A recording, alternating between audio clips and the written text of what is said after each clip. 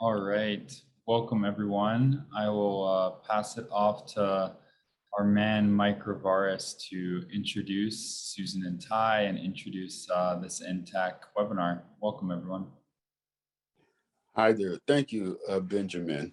Today, we are really lucky to have two people who have really given not only just thought, but have implemented ways to think about organizational wellness. And, you know, so many of our past presentations have been focused on the individual and what are the things that one can do to help themselves maintain wellness while serving others. And so today, I'm just going to get right into it. And we have Susan and Taisha who are going to lead us in this presentation. Before they get started, though, we do have some slides that we are required to go through, and I'd like to go through those. And so our disclaimer is that we are funded by SAMHSA and a number of other organizations. And so the thoughts and comments are not necessarily representative of SAMHSA and Georgetown University. They are those of the individuals presenting. Next slide, please. We also want to make sure that we are able to ensure security. It hasn't been a problem, but in the event that we are interrupted by someone trying to take over this session, we will send out an email to everyone who is registered, and they will have, and in that email, there will be information about which link to sign back in.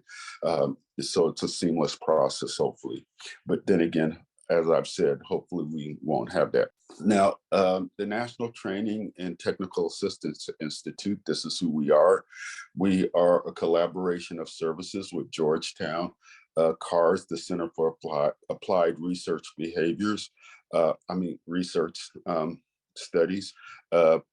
They are a partner in this. There are also partners such as FREDLA and Youth Move National. And the reason I want to point these out is because when you think about system of care and the work that we support, one of the tenets is the ability to have equal partners. And so if you're working with adults who want to be involved in care at both the family and community level, it's really, FREDLA is a place that can support that. Youth Move gives the youth a voice. They are one of the places where that, I love the idea of nothing about us without us. Many, many years ago, the Youth Move would say that. That's the first place I heard it. We also have the American Academy of Pediatrics and Change Matrix, leaders in looking at how to change the paradigm of how we lead from an organizational level. Next slide, please. Our goal, is simply put, is to ensure that all youth, young children, families, people who are working to support them have access to the best possible care. And so the one thing about making sure that the best possible care is accessible is that truly the best possible care is always changing. And we are hopeful that we are able to change some of the changes in care that are occurring. We talk about standard of practice, but the reality is that there's always an evolution that's happening, and we're always improving how we communicate and how we treat people. And we want to be a part of that. Next slide. And so who we serve, we serve children, we serve agencies, we serve people in the workplace, we serve schools. We are about, again, making sure that at the macro level, I suppose, communities are served. Institutions such as schools, childcare providers, religious organizations, if they're providing services in the community, anyone who's serving children, we would like to be able to be a resource for them. And then there are the families and the children. Next slide. And here's a diagram that we have that lines, the different services that we have. And so, in the different ways that we provide technical assistance and training. I would encourage anyone to who is interested in something to access the website and check it out. It's there are new things that are constantly popping up there, and there's no wrong question or request, because one of the things I've found in my time here is that if my little area of service doesn't have the answer or can't provide the appropriate technical assistance, we have gotten very skilled at shifting it or giving it to someone who can, or finding someone who can. And so Joan has so kindly put in the chat how to access that. And I really want to recognize Joan and all the help that she gives us in doing these presentations. And so thank you, Joan. Please use the chat forum. If there are questions, comments, or something that you would like to share with others, we have the chat box available. I see that people have been sharing hellos. And so, hey there. And we'll go to the next slide. And so here we are. I will allow Susan and Taisha to introduce themselves a little more fully. Taisha Powell. Hello, everyone. I am so excited to join you. I'm Taisha, or Tai Powell, and this is my partner. Hey everybody, I'm Susan Comfort, and we're going to introduce ourselves a little more in a few minutes, but we wanted to start off our session by grounding ourselves figuratively, but also in some ways literally. So please take a deep breath and just bring to mind a tree. This is a very simple mindfulness exercise. You can close your eyes if you wish. So keep breathing, either deeply or on your own rhythm. And just whatever tree might jump to mind. Some of you have trees in your space that we can see. Some of you can see trees out the window, like me, and maybe that's the tree that jumps into your mind. So as you breathe, notice the top of the tree in your mind. Notice the branches stretching out of the tree. Does the tree have leaves or needles? Or maybe not this time of year. Look at the trunk of the tree in your mind. And maybe you can even imagine how the trunk of the tree feels on the fingertips as you touch it. Breathe deeply and imagine how this tree smells. And as you embrace the trunk in your mind's eye, imagine the roots of the tree that go down from the trunk into the ground, into the mycelium and the soil and the earth below, stretching out just as much as the branches stretch above, bringing up nutrients and rooting so deeply the tree. You can even, if you'd like, stand up and practice tree pose if you're familiar with tree pose, Vrikshasana. So as you breathe deeply with your tree, remember that we're breathing in oxygen, breathing out carbon dioxide. The trees supplement this practice by taking in our carbon dioxide and light, converting these to sugars and bringing them down to the roots so the tree might grow. So symbiotically, we exist with trees. Maybe we're like trees. And maybe you'd like to stand up, and there's a few demonstrations here of practicing tree pose. You can reach your branches up if you'd like.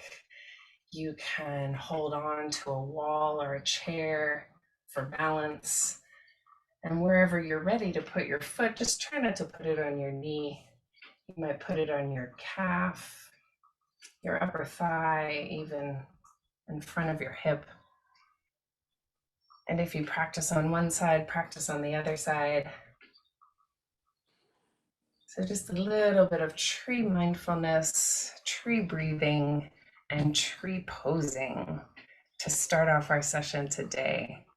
And Vrikshasana is the Sanskrit word for tree pose in the yoga practice.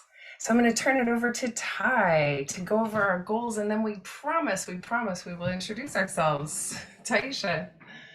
Susan, thanks so much for that. It's always important to ground ourselves and become present in the moment.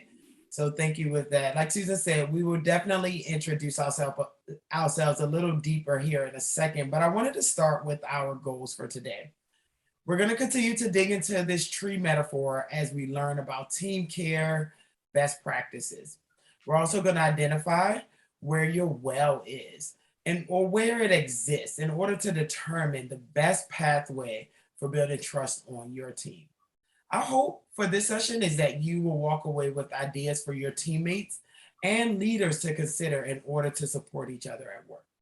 So for the next 45 minutes or so, we ask that you are present with us and engage, and please ask questions, talk with us in the chat. One of us will be monitoring and answering your questions. So let's go ahead, Susan, and get into those formal introductions.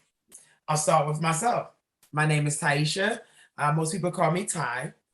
For me, I wear so many different hats. And as you can see here on the screen, throughout my journey, I've worn many hats, from educational, instructional coach, a teacher, a student, to a CEO of a yoga studio.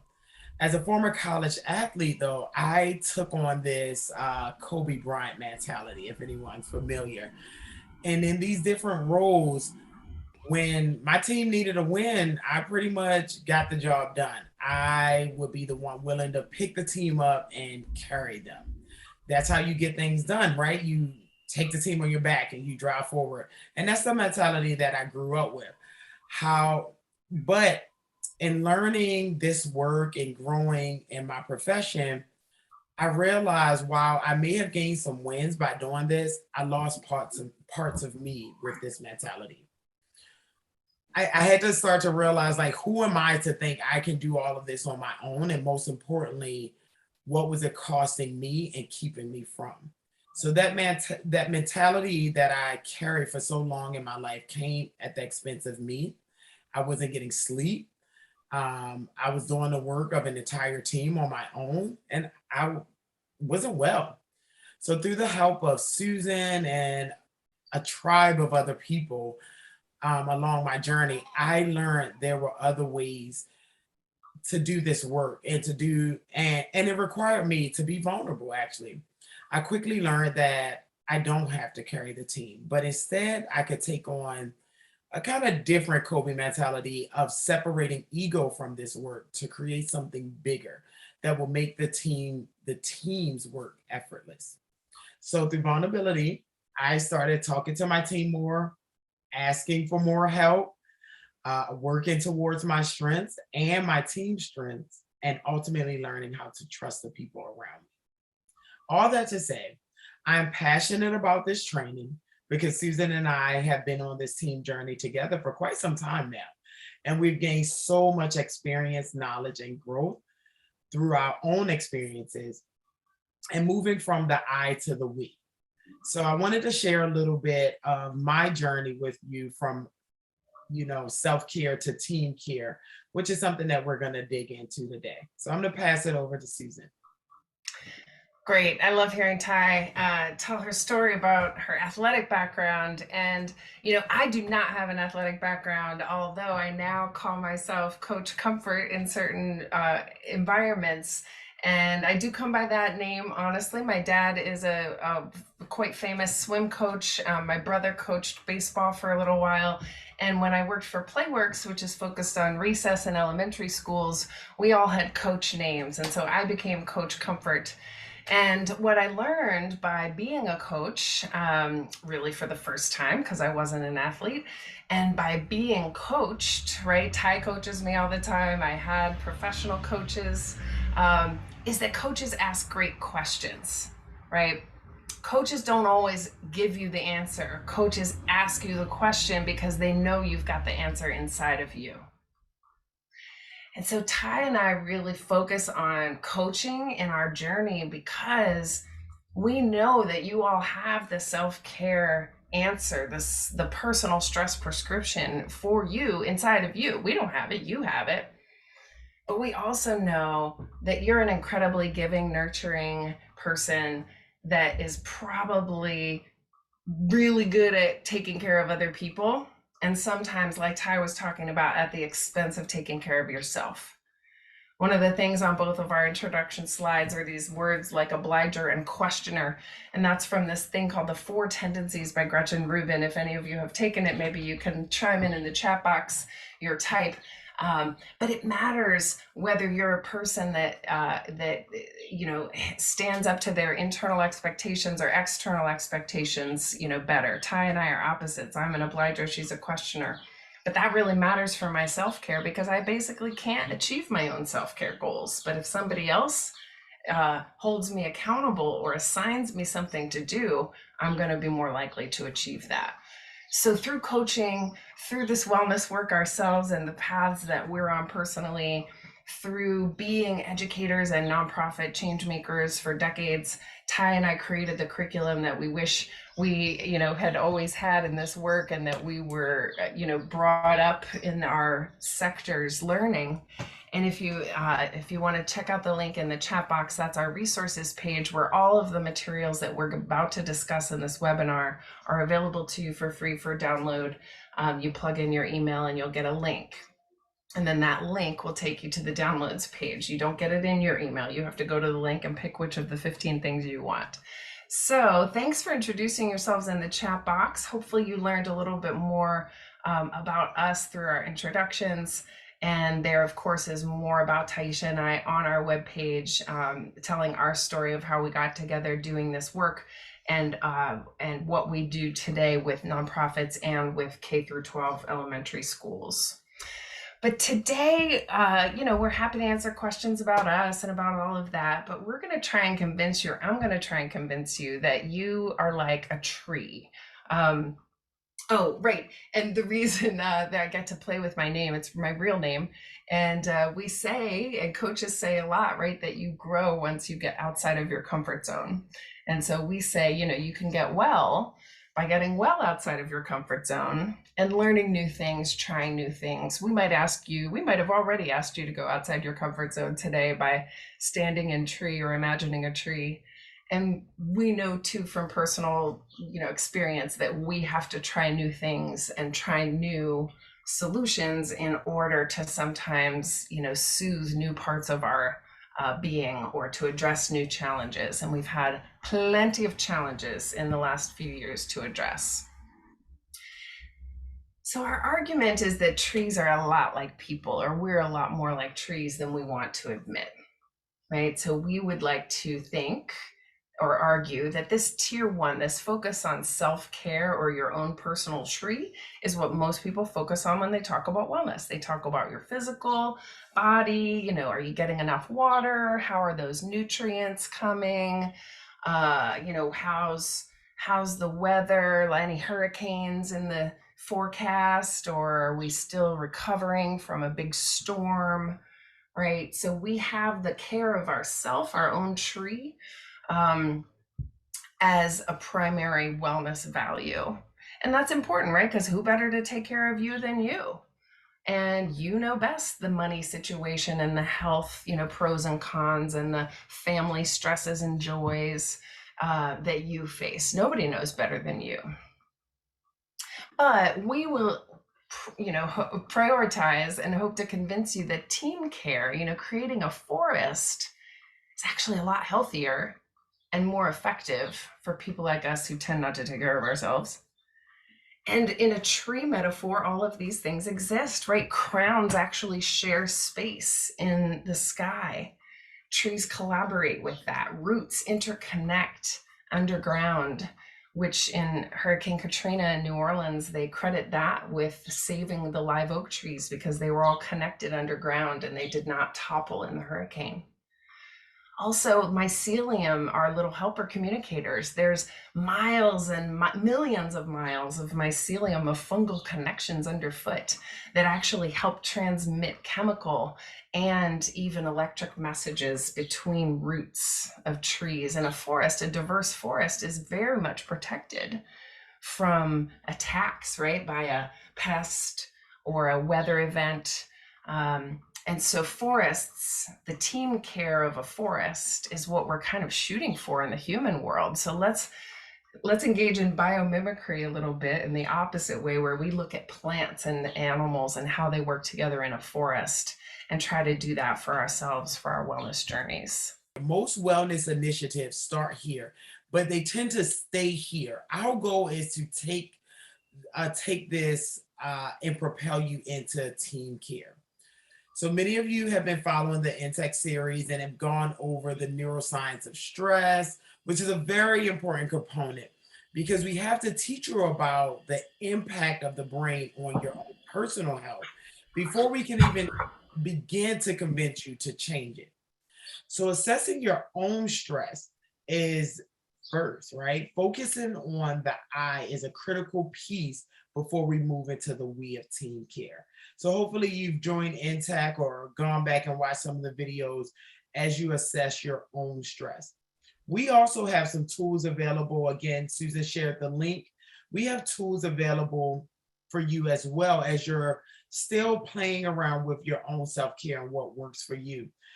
Susan and I both do a lot of work with our Brain Boost bingo cards.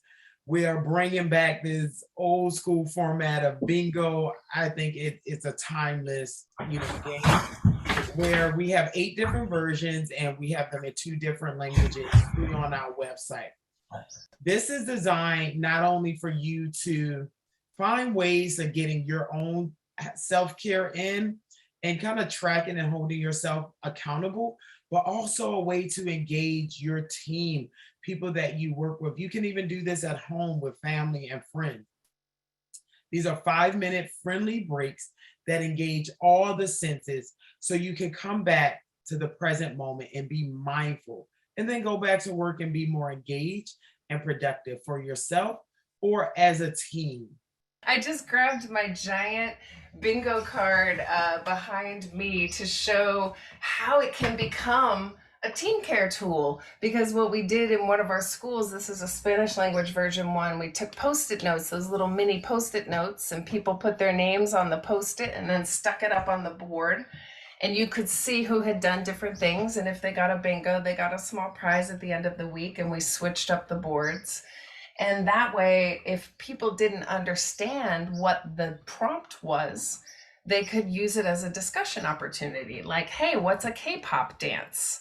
And where do I find out how to do one?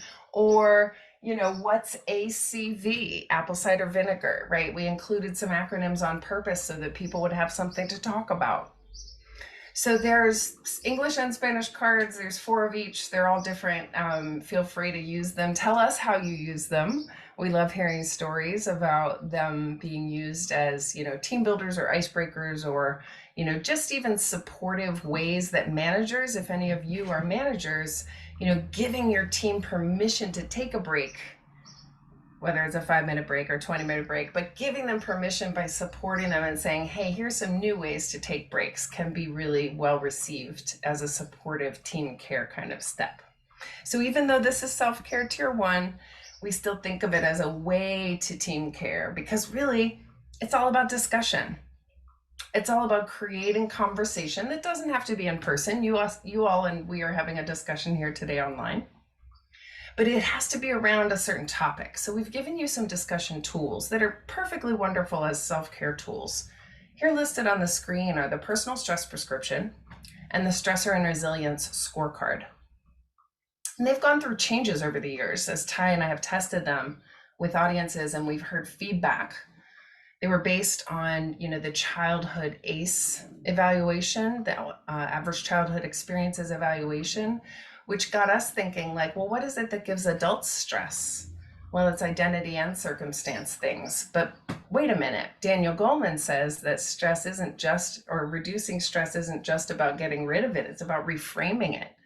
And and looking at not just the challenge that stress might bring, but also the growth opportunities and even the joy that a stressful experience or a stressful moment might bring.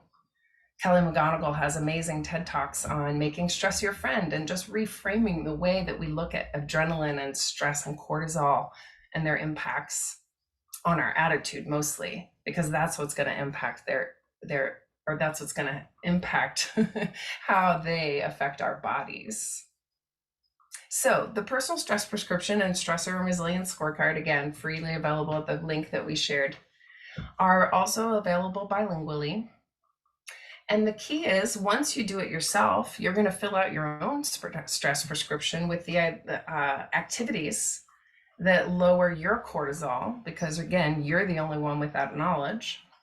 But you're going to be specific about it. You're going to say what amount you're going to increase or decrease this thing. Maybe it's some sort of dance in your life. I love to dance. Maybe you will dance for at least one song one time a week, right? That's a very achievable, measurable goal. That's small. And you'll probably hit it, and then maybe you'll double it, right? Or triple it. So that's something that you can figure out for yourself. But then when you add it to discussion, the magic of conversation, boom, you've got team care, because suddenly I'm discussing my dance habits with you, and you're discussing your water drinking or alcohol drinking habits with me. And maybe we even ask each other to help hold each other accountable. Hey, can you ask me what song I danced to at the end of the week? Hey, do you want me to remind you to drink more water during the day? We could support each other with team care based on our personal stress prescription. Same thing with the scorecard. It might be too deep to talk about adverse childhood experiences and trauma at work, although you could use the ACE tool as a discussion guide, given the work that many of us do. But more sort of grown-up experiences of identity and circumstance, like divorce or relationship troubles, that's a circumstance that many people go through. You may or may not want to discuss it with somebody at work, but there's something on this list that you feel comfortable discussing with somebody at work. And the more, like Ty said, when you make yourself vulnerable about one of these challenges or one of these stressors that you face, then that person can support you, or maybe even help you reframe. Hey, well, I went through a divorce too, and 10 years out, I can tell you it gets better. I had this conversation with somebody yesterday. And they can help you reframe for the joy and the growth that comes within that.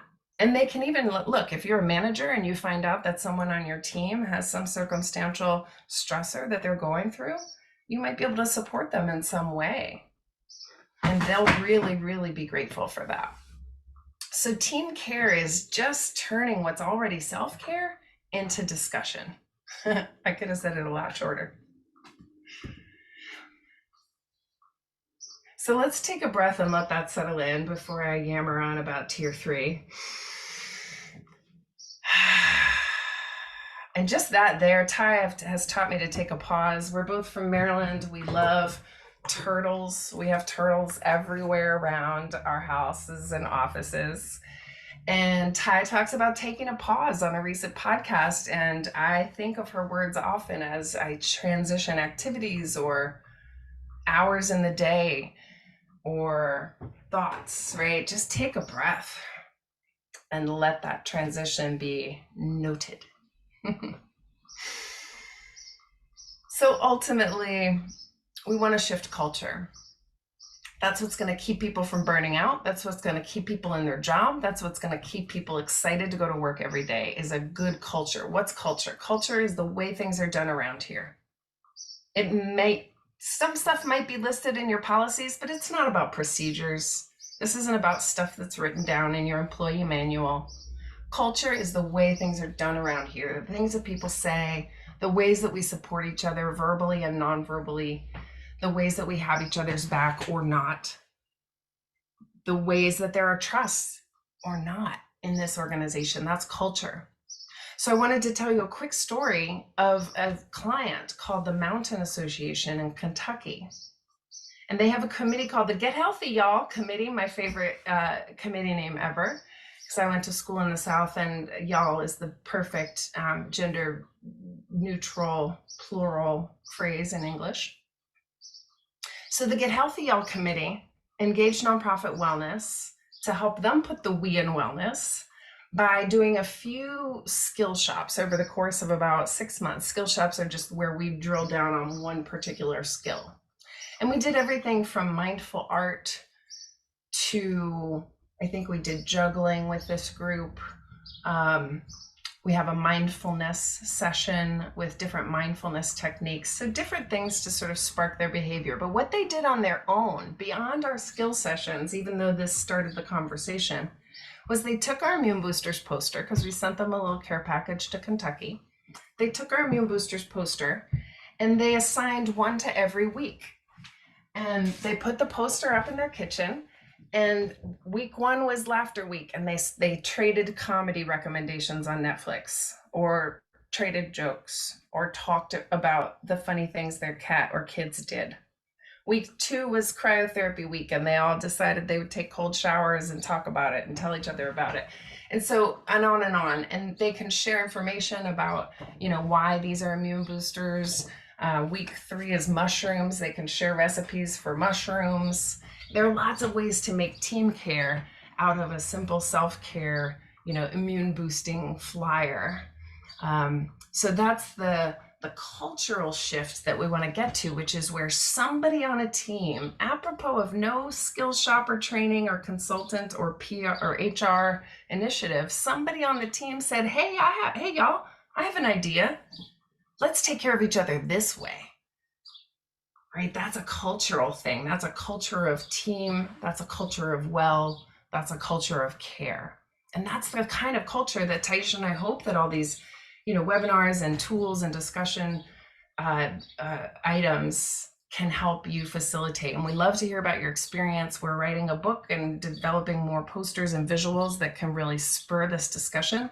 And we love hearing from y'all to see how you've used our tools, right? Just like Mountain Association did, or how you have turned, what used to be kind of a simple like icebreaker question, right, into a cultural shift within your organization. So I'll kick it back over to Ty.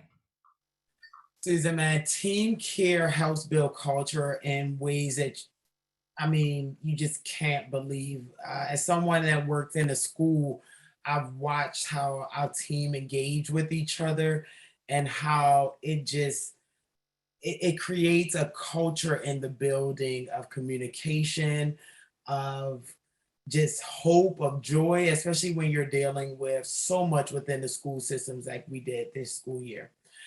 So that brings me to this quote. I really like this quote. I saw that someone said, hey, as a part of they actually wrote a poem this morning. Quotes and poems are a way for me to stop and take those pauses, as Susan said, because the time it takes to read a poem, write a poem, read a quote is that minute to take a few deep breaths. So with that, I'm going to take a pause and I'm going to read this. I normally like to read it out loud, but I want you to take a pause and take this in for yourself here. One thing as an educator is that we actually have to have planned pauses and wait time. And sometimes people feel that time is awkward. I'm encouraging you with your team to take those pauses, take those breaths, let people take things in. That is what builds a culture. That is what allows people to feel safe, seen, heard, respected, because I'm stopping, I'm seeing you, I'm hearing you, and I'm respecting that time and space between us in those moments. So this workshop is designed to strengthen your roots of self-care and team care. Like Susan said, this is about taking some of the things that you're already doing and saying, hey, you know what? I can actually talk to the people around me about this. I can share this with the others around me to build our roots collectively. And it's also going to help you resist burnout and instead recharge ourselves. I told Susan the other day, listen, even though we teach this work, we're human. And I go through things too. And I had a panic attack, Susan. And in in the school at that, right? And I knew where I could go, where I had a teammate there and it wasn't awkward or anything because we have that relationship, we have that culture. And instead of, spiraling out in that moment, I was able to get the hug, I was able to get the talk that I needed to recharge. And we did it collectively. And throughout that day, she was able to check in on me throughout the week and we did this work together. So, how exactly do we do this? You do this by small, daily mindful acts that will create that space and time. Small, daily mindful acts. And it's going to start with self and move into team daily. I'm walking into my teammate's office and I'm saying, "How are you?" And I'm sitting down and I'm listening and I'm watching and not just saying, "Hey, how you doing?" and walking away, right? Culture is everything. You build the culture, you build a team by these small daily mindful acts. So with that, I want to know, where's your well right now? Just like trees, we are all growing and we are swaying in these different ways and in different directions. But the secret that the trees teach us is that you grow towards the light. Where's your light currently? Even on a cloudy day, cloudy days, even like we have in DC right here, the sun is there. So where are you now and where do you want to go? Right now, I want to give you a second to make a commitment to yourself and to your team. Write it down even. Grab a post-it, grab a piece of paper. I want you to write down, where am I? Where's my well? Am I, hey, I'm well with self. Or you know what? Our team is doing it, but our culture is not quite there. Where are we? And where am I growing to? By writing it down, you are now holding yourself to a standard. You're holding yourself accountable for my next.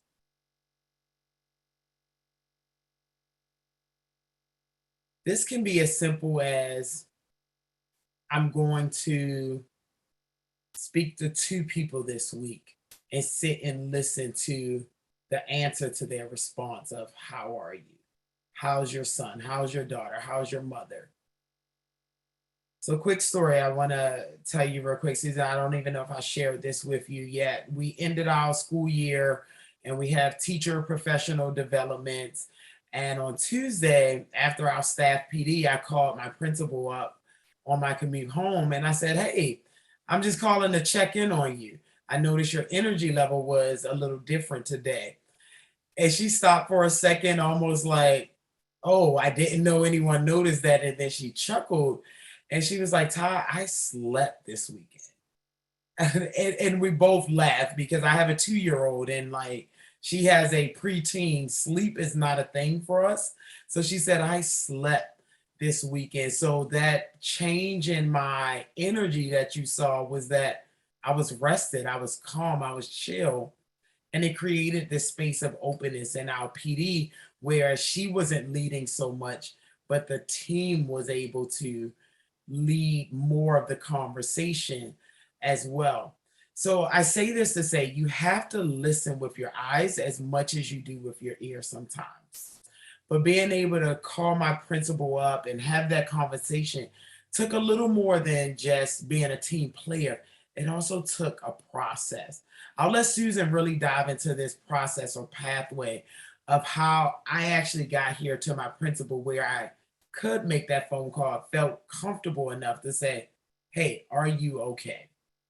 We talked about self-care and how tier 1 is necessary, but really can be built upon for those of us who aren't so good at taking care of ourselves, into team care, tier 2. But all of this is in service of a culture that is fabulous and supportive, where nobody ever wants to leave their job because everyone is so supportive. And so you might be working on growing towards the light in any of these areas, and it will shift throughout the year, right? But the whole model that we base our program and our curriculum on is, Brene Brown writes many, many best-selling books about it. Many of you may be Brene Brown fans already. If you are, jot in the chat books that you would recommend for others. But she talks about how courage and vulnerability are really the flip sides of the same coin. Courage is vulnerability and vice versa. And so if we're able to be courageously vulnerable with each other, then that inspires empathy automatically, because we're humans. It's just the way we work. And then empathy is the building block for trust. So many employers say, oh, there's just no trust. Oh, the admin, oh, the leaders, oh, the people, oh, the workers. There's just no trust. And so we would posit, Taisha and I at Nonprofit Wellness, that red and blue makes purple. If you talk about your physical health, your body, how you ate, how you slept, like Ty and her principal talked about sleep, one of the building blocks of physical wellness and immunity. You talk about what you eat, you talk about, what you drink or whether you drink or how much you drink of all types of things. Talk about exercise and movement. That's all great. Same thing with mental health stuff. Like, we don't really talk about the mental health stuff, but if you did, it would make you very vulnerable pretty quickly. And so our argument is making yourself vulnerable by talking about your mental health, your mental state, the positives and the negatives, as well as your physical health, your physical state, positives and negatives, is going to create more team health, more culture of the well-being at work, where you're going to have more successful management, where you're going to have more informed communication and benefit of the doubt, because people will have empathy for each other. And they will say, oh, so-and-so has a gluten intolerance, so we're going to rethink what we bring to the staff meeting. Or so-and-so has a physical ailment right now, and so we're going to be careful about what we plan for the team picnic, or whatever it is, right? There's so many different examples of how knowing each other better improves our culture, because we are inclusive and we care about Taisha's food intolerance, or we care about Susan's injury. So again, these resources are available on our website, and we also have some goal setting resources. And Taisha, since we do have a little time today, we could challenge our audience to do a little bit of goal setting on the plus delta chart, or we could open it up for discussion right away. What do you think we should do? So just to go into that recap a little bit, that pathway to trust, Susan, is one of those tools that, I go back to time and time again, and to remind myself that it starts simply with having courage to say, I'm not okay. And it opens up so much. That courage to say, hey, I need your help. It opened that, so many doors that I don't think that we all are always taught to just be able to say that in the workplace, I'm not okay today, So that has opened up so much for me, just saying those words, today I'm not having a good day, because it's like, hey, I'm not alone here, and it eases things up a little bit. And I don't have to have this cape on all the time when I'm at work, because I understand that my teammates are here with me. So with that quick recap, small mindful daily acts create space and time, and it starts with the I, it moves to the we, and then to the us, that culture. So remember that. Be able to assess where you are and acknowledge where you need to grow towards the light. And then the last thing I want you to leave here with is be courageous, get vulnerable, show empathy, and trust that your team has your back. Last story I'll tell before I open up for questions is, when I started my yoga journey, you're in this room, you're facing yourself in the mirror, and it's more than just doing these postures. It's more than just breathing. You are facing your own mental health, your emotional health, physical, everything's being challenged in that moment. And I remember, about the third or fourth time I'm doing this, and I'm trying to muscle through these different postures. I'm pouring sweat. And I remember saying out my peripherals, all the other people in this class, some are stopping, some are wiping their brows, some are laying down in savasana. And I realized that no matter what is happening around me, my team is here. They may not know, we may not know each other's name, we may not know everything about each other, but we sweat the same and we're going through this struggle together. And I know I can take that next step as long as I have that team there. So that was a powerful lesson that I learned. And I hope that you can leave here today saying, you know what? I'm going to step into this work with my team by doing those small little things every day so that we are building a culture where we can be vulnerable with each other, where we can have each other's back and catch each other on those cloudy days. I think I'd like to kick it off with just an appreciation for y'all, Susan and Ty. That was it's like each time I attend a session with you, even though I've attended many, I get something new out of it. Thank you, everyone,